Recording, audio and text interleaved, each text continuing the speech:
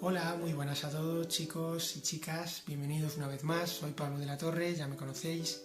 En el vídeo de hoy daremos de nuevo un tercer consejo para ese bruxismo.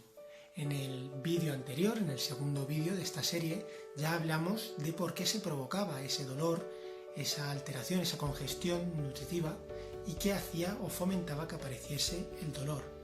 Muy bien, en el vídeo de hoy también os daremos un consejo en caso de que hayamos tenido un diagnóstico de nuevo diferencial por el profesional indicado, es decir, nuestro fisioterapeuta osteópata, ¿vale?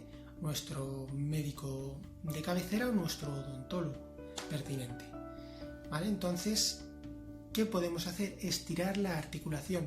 ¿Cómo? Muy sencillo. Dormiremos con el lado de la articulación que está en disfunción o de la articulación, en este caso, por ejemplo, la articulación mía, de aquí que veis, dormiremos con esta parte o esta ATM, esta articulación, arriba.